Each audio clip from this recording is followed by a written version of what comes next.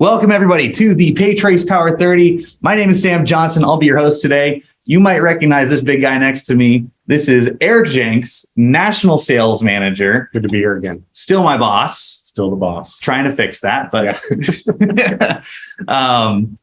you might notice we're dressed up as football players. It is the first day of fall. It is football season, and we got some cool graphics on our invite for making us look like football guys. Before we get going into the meat and potatoes of this, I just want to break the ice. Why the heck are we dressed like football players today? We have some very creative marketing people. We'll put it on them. And my oldest is a freshman. I think there's been more football talk because now I've been doing the Friday Night Lights thing. Yeah, and it's been a lot of fun to see more engagement. Yeah, so you got the Paytrace uniform, you've got the coach uniform underneath. Yeah.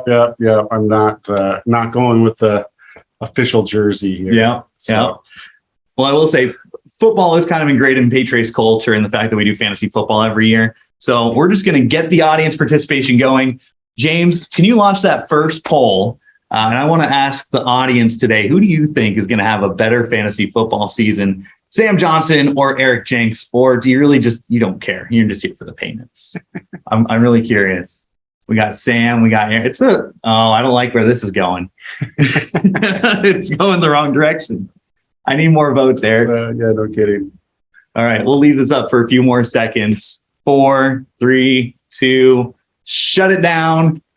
I'm going to prove everybody wrong. Eric's the winner, but I'm going to win in the actual. I think we're 1-1 right now. So it's we are. Our actual matchup's week 9. So stay tuned. Check back week 9. We'll have some updated information. Maybe we'll have like a side bet or something. Good team building. Yeah, I love it. Deal. So let's get into the actual good stuff. I saw some new names logging in here. So if you are new to the Power30, here's kind of what this is and what to expect. We've got about 30 minutes here where we're going to talk about some payment stuff. We're going to talk about Paytrace in general. And really the overall goal is to share some information, some knowledge, and some tools that you can take and make success. Right? So this is going to go by really quick. I encourage you all, if you have questions, comments, or emotional outbursts, please send those in. There's a little Q&A box on your Zoom panel. I've got my handy dandy handheld iPad here, and we'll be reading these off as they come in. We might not have time for all of them, but we'll follow up with you after the fact. So make sure you get those in if you are on this live call. Yeah. For example, Todd says, "Good to see Sam." Oh, did he? I'm trying not to take personally. It's good to have you on as well, Todd. Todd! I love Todd. I've worked with Todd for 7 years. He calls me the Golden Bear, and I take that as the highest comment he can give me. I'm glad you're here. It's good to see you. Good to have you, Todd. So with that out of the way, let's talk about the actual topic of this call. So this is the cost of not accepting card. Yeah. Right. Yeah. A month ago, about you were on a call with James Shepard. Yes. Right. Super knowledgeable guy, trainer. We really like James. He does a great job being a consultant for a lot of our ISO partners out there. And you had this concept really geared towards B2B. Sure. About some of the values that are really delivered for B2B that aren't necessarily intrinsic for retail. Yeah. Right. It's kind of a given. Every retail merchant is going to be accepting credit card. Right? Seems like we've won that battle. Yes, we're there. 2022, we're there. But with B2B, there's still this leading payment force of checks and ACH and other forms of payment, and card isn't necessarily the biggest. Yeah. We're seeing, historically, obviously in the B2B space, one of the biggest things we have to overcome is invoicing via check, and maybe they've gone to ACH. And of course, if you're depending on how you break down the price, it seems like we're behind the 8 ball when it comes to how expensive ACH is versus credit card. And that's just the general perception. And then recently, I think there's been a lot of dialogue, and I credit Roger McNamara. He was a leading voice in the conversation, and James picked that up. In fact, I'll just say, if you haven't watched that video, I think we'll link it after this. Yeah, this would be kind of like a part 2 to that conversation. So we talked about some of the, the bigger holistic picture of like, how should the payment conversation be framed? Yeah. And one thing I think about the other segment, right? The business to consumer types of sales. Yeah. It is price focused, right? Because everybody's accepting cards. So a lot of it is focused on, well, how can we drive down price? I have another poll queued up, and I'm curious, James, if you might launch that for us. For our audience, right? Those of you on this call, what do you think is kind of the leading factor of what drives a B2B sale, right? Selling them on a B2B payment solution. Is it price, right? Or is it something outside of that? Is it creating efficiencies? Is it, right? Is it integration, software integrations? We see a ton of those right now. Do you think it's client support or, right, who can get the newest, shiniest technology? A couple votes there. So interesting. It's really, you guys can't see the answers, but we can. It looks like it's really a lot of integrations and increased efficiency. And these guys know the answer. Right. They know the answer. They read the cheat sheet. They did. It's not price. I'm not going to come in here and say it's price, but there's a lot of other things that go into, right, B2B payment sales. And that's what I want to talk about. James, if you want to close that out. Right. You have, of course, the cost of card acceptance. Yes. Right. You mentioned that there's this perceived high cost of card versus some of these other mediums of payment. Yeah. But what are some of the other costs that go into it that a lot of folks don't necessarily think about? Yeah, I think James, again, just giving him credit, we kind of broke it down in that conversation of the cost of capital, right? The cost of collections. What was the other one? Inflation. Inflation. And then the last one is like the price of acceptance. Right. And I think traditionally a lot of sales reps, because they're wanting to be honest and, bring that cost of acceptance to the forefront, they bring that piece without seeing the kind of the more macro holistic view of like, what do payments really cost? And so, especially now in this more competitive environment, folks just need the information to make good decisions. And it's really, I think, incumbent on the sales rep to like start bringing up some of these other parts of the conversations because they're having a bigger impact. Right. And exactly. So I think today we wanted to look at a couple of those because it's in the news, right? I mean, we're starting to hear about inflation a lot more, and inflation has a big impact on the cost of acceptance. Right. And if you're not talking about it, you're missing the boat. And I think that dialogue, and I think we're hoping that can look through the numbers, might even be able to help introduce new conversations for people to not just talk about the cost of inflation, but the cost of capital, the cost of collections, and put the cost of acceptance in its kind of more appropriate picture. Exactly. Right. When you look at a typical B2B payment, you're not going to have a point of sale system and you're not going to insert the credit card there and you're not going to take payment, right? These are oftentimes paid after the fact. Yeah, and you multiply that by the ticket size, and it becomes even more important, right? I mean, maybe I can go from 1% to 2% when I'm doing a $5 coffee. Exactly. But when I'm talking about a $5,000 or $10,000 transaction, that makes a much bigger impact on the business, the bottom line of the business. Right. So maybe we've got some numbers. Eric did some homework before we got into here, and he actually put together some math, which is something that we've asked for a while. But before we get into that, I just want to talk about these broader concepts of, right, the cost of collections, the cost of inflation, the cost of capital. How does that, what are these, what are they, honestly, right? Because for us in the payments world, we understand the cost of acceptance. Sure. It's interchange, it's the total merchant discount is the effective rate. Off fees, settlement fees. Yeah. What are some of these other concepts that go into maybe some of these B2B payments that are staying out there for 30 days, 60 days? Yeah, I mean, in the B2B space especially, but I think we're going to be seeing this across the board in payments in general, is that especially as we enter into markets that are taking payment for the first time, we're having to do that comparison. Like, hey, how much does it really cost to take a check to the bank? All right. And so what we're doing now is actually kind of maybe moving up, what do they say, that's like the 100-foot level, 100,000-foot level, and starting to look at payments kind of in that macro space, because that's where the B2B market's at, right? And so we're actually starting to educate our decision makers on the true costs that they're already experiencing. And I think I've used this illustration probably ad nauseum, but at one point I owned an insurance agency and we were required to take our checks in every day. Like we could not miss a day of dropping off checks. And guess what? paying someone to go get in line at the bank every single day was an expense of taking checks. Right. And that needs to be factored in, or should be factored in, when you're actually making an apples to apples comparison about payments. And so this is one component. We're not going to get all the components here, but we wanted to look at just one component.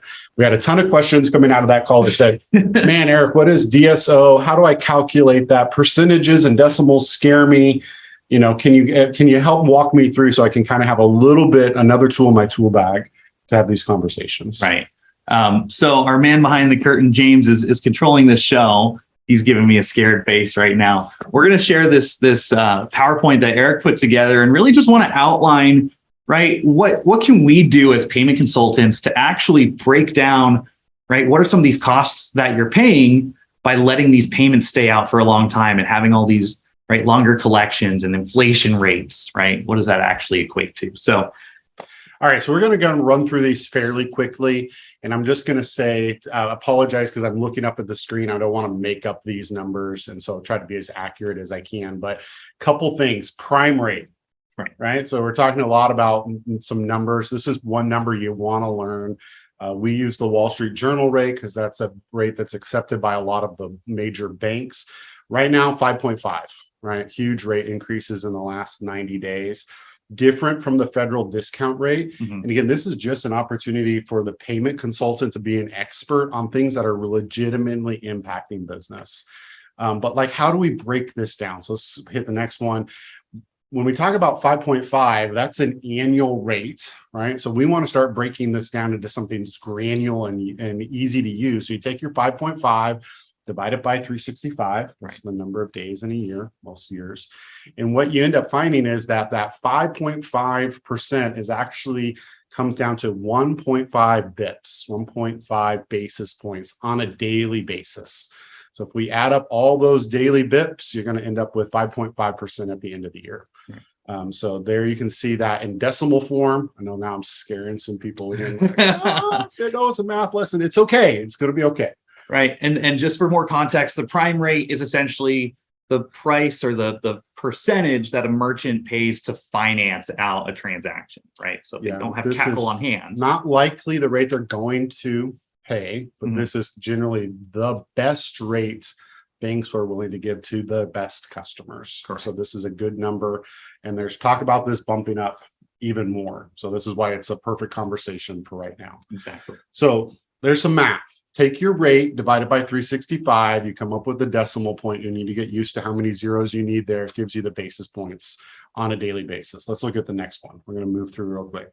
So now we want to look at this in a couple different ways. So one of the ways we've just been talking about is inflation, right? And so right now we just had our most recent inflation numbers. Thank God it came down a little bit. So down from 9.1 down to 8.26.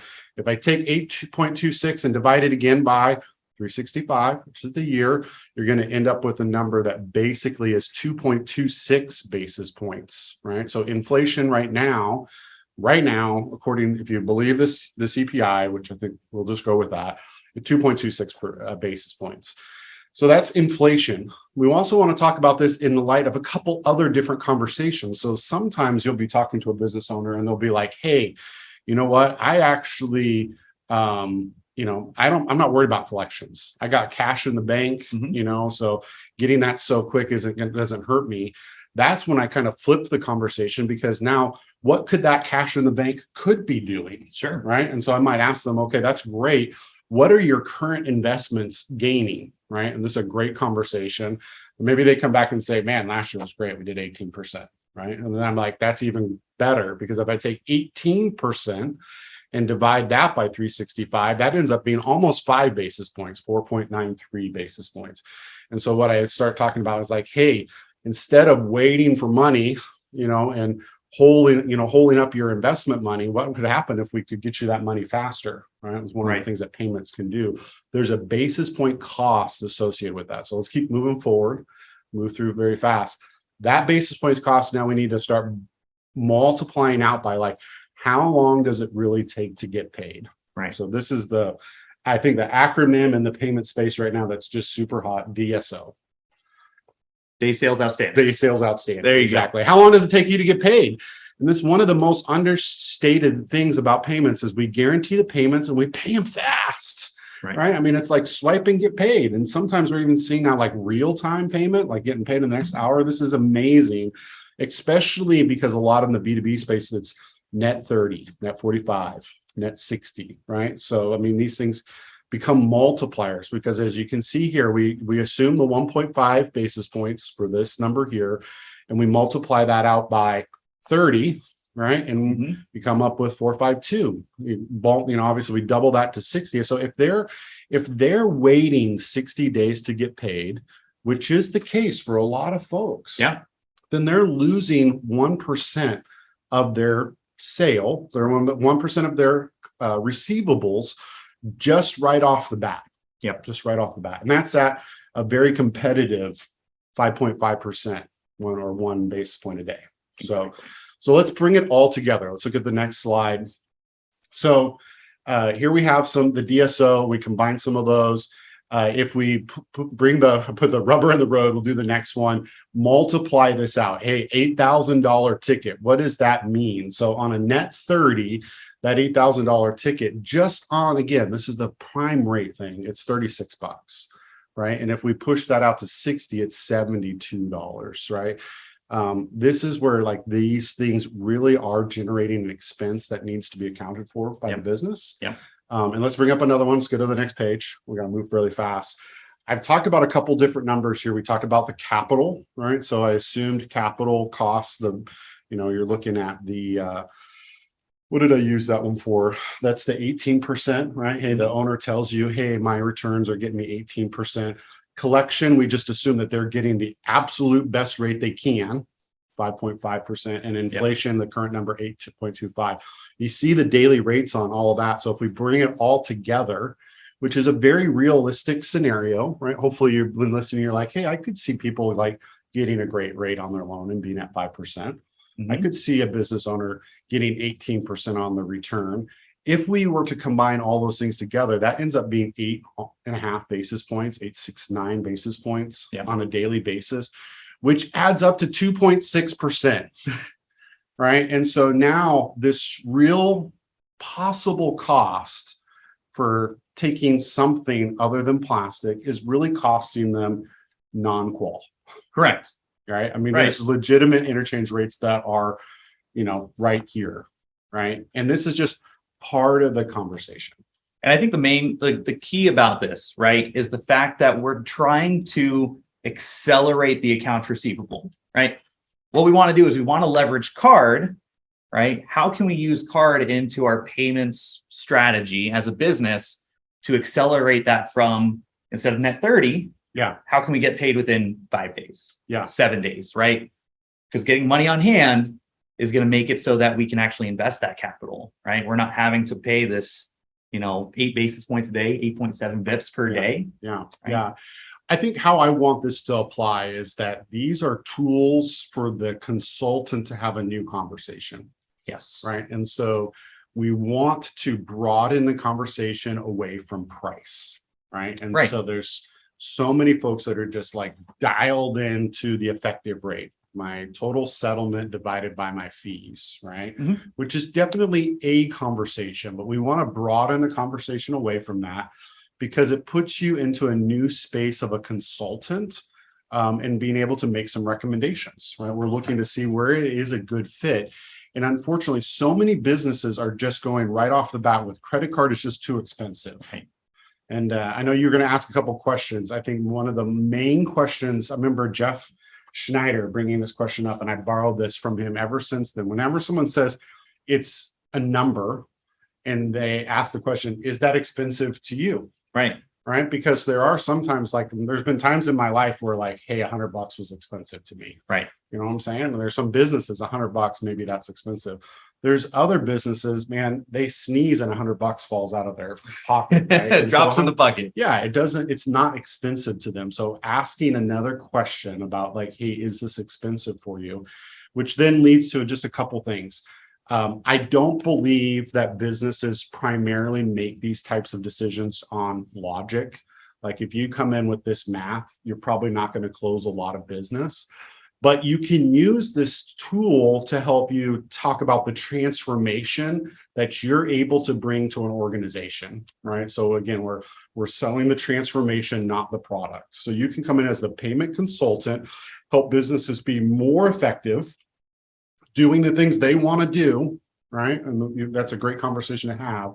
So we're helping them sell the transformation, and these tools, talking about DSO, talking about collections, talking about inflation, are tools that help the payment professional land the big deals, right? I mean, I'll just say that you're going to have to get super comfortable with these types of conversations if you want to land a big deal. Right. One thing I really liked talking with our CFO was when building out trainings, he wanted me to focus on not so much as price, but cost. Right? The price tag on a card, yes, up front is going to look more than ACH. It's going to look more than checks. Just on paper, it's more expensive. Yeah. But when you start factoring in what are some of the costs, what are some of the expenses that go into not getting paid quickly, it really adds up. And when we talk to these businesses, they recognize that. So for sure, these businesses, right? They have finance people. They have. Oh yeah, they can run the cost better than you can. Exactly. But being able to articulate that with them and have a good conversation, right, is just going to set you up for success. It's rapport building. It is. Absolutely. It sets you up against the competition that's just only throwing a number at the wall. So. All right. I'm going to take a look at the questions here. Todd says this is good stuff. Thank you, Todd. Thank you, Todd. Use it. He's probably already doing this. He's the interchange optimizer.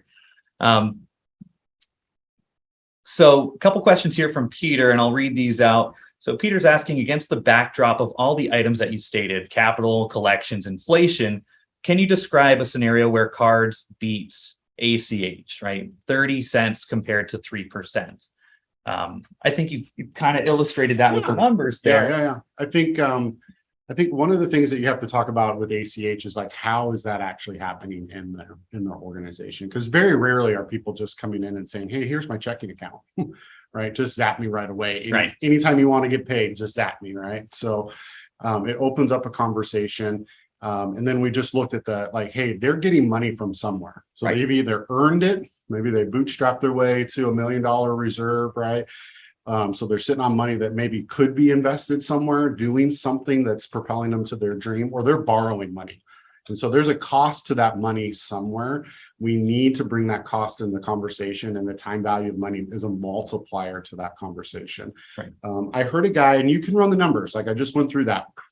Percentage rate divided by 365 gives you a daily cost. Break that down to bips, multiply it out by the time that they have for their days outstanding, gives you a holistic view of how payments are happening. A buddy of mine was just saying, as a ballpark, he's now saying, listen, it's basically costing them about 1% for every 30 days. Yeah. Now I would encourage you run the numbers, make sure you feel comfortable. He felt very comfortable with that. And there's a lot of businesses that 30 days is just the standard. So, I mean, for the cost of acceptance in that ACH scenario, Peter, it's really 30% plus 1% to get that ACH. Right. So, and I'll add, right, if you take the merchant side of things out of it, but you start looking at the customer's perspective, right? They have multiple options to pay with. They prefer to pay by card, right? They want to pay by card because they get rebates from cards. Sure. They get better reporting from cards. They get to finance their transaction, right? Where ACH is kind of automatic. If they pay with a credit card, they can essentially finance their own payments. So being able to leverage, right, their want to pay with card, right, have that being a driving factor into making them pay quicker, right? Because we don't want to have a merchant get paid on 30-day and then get paid by card, because then you're financing everything and then still paying it's a double whammy. 3%, right? So you want to build a payments program that's going to incentivize the customer to actually pay quicker, to use card. And right now, I mean, you know, I've been reading up a lot on the card brands, Visa and MasterCard, with virtual cards, and they're making it so simple for cardholders virtual cards, to pay so quickly and so easily and securely that they want to, but we need to make it simple for them. Sure. Right. Yeah. So Peter, great question. Peter has another follow-up question that was on here. Everything you said is great, but the wholesaler's client still wants their 30-day term. That's exactly what we just talked about. How do you incentivize the client to pay net 10 or sooner? Yeah. Right. So this is where, I mean, again, Peter, great question. And you get the opportunity to kind of check with them and see what type of flexibility they have and kind of be the payment consultant. I'm not recommending that people just like wholesale walk away from ACH. What I'm recommending is that you come in as the consultant to win the business and put ACH in the place that it's the best fit for the customer, and putting credit cards in the best place for the customer, right? And so there's a spot in every business where there's going to be options are going to be helpful. And you as the payment professional can help educate businesses where that can be. I think there's just a wholesale belief that credit cards are just more expensive all the time.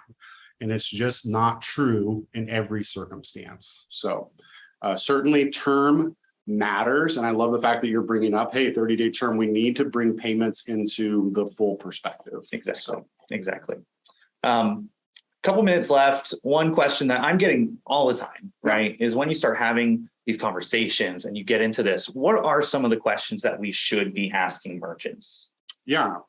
I think one of the, we're starting to learn some questions that kind of do two things: broaden the picture, and also in broadening that, also look back and look forward. And so what I mean by that, a lot of sales reps have been conditioned to say, hey, can you send me your merchant statement?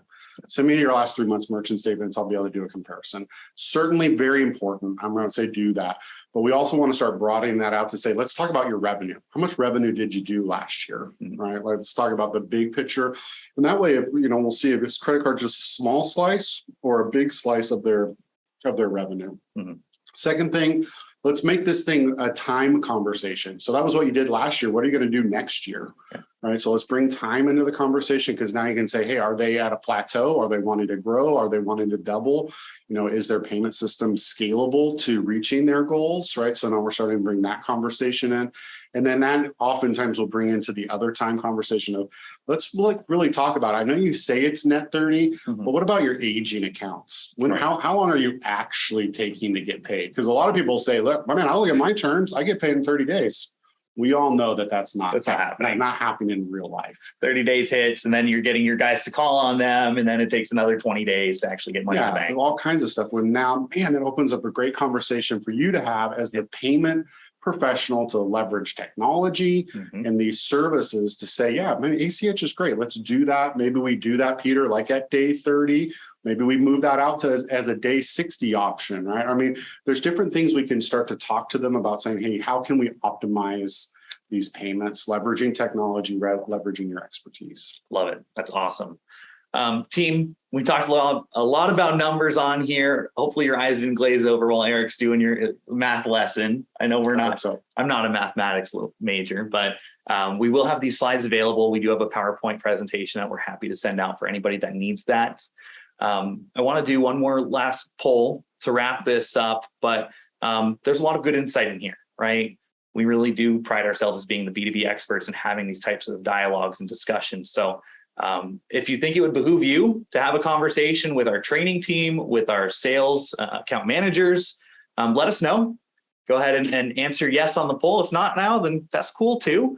But let us know if you'd like to have a further discussion about us with anything, opportunities, prospects, education, right? Yeah, and I'll add, we're going to be, obviously, some of you watching this live, we'll be posting this to YouTube. If you're watching this via YouTube, please ping my team. You can hit us at, I would say for this one, sales training at PayTrace, because there are a lot of folks that have new sales reps that, this stuff scares them. They're not used to the math. Sam's our trainer. He can make this very comfortable along with our technology. So I'd encourage that. If you're a merchant and you're watching this and you're like, man, my agent, I've never heard any of this before, right? Then I'd encourage you, again, hit sales. We'd be glad to chat with you and just make sure your payment experience is optimized, right? Awesome. And so there's just a lot of things changing. And if there's something that we can do to help that be more efficient, PayTrace, we love leveraging technology and an awesome service experience to make merchants happy. And I think that's what we're here to help with. That's awesome, man. Well, again, sales training at paytrace.com. Hit us up. We want to be that resource for you. Eric, appreciate you, man. Always. Good chat. Team, we'll be having some more webinars lined up for next month. So check back to our blog. If you're watching on the YouTube, watch some of the other Power 30s that we've done. We've got some really good content in there, and hope to see you on the next one. Have a good one. Take care.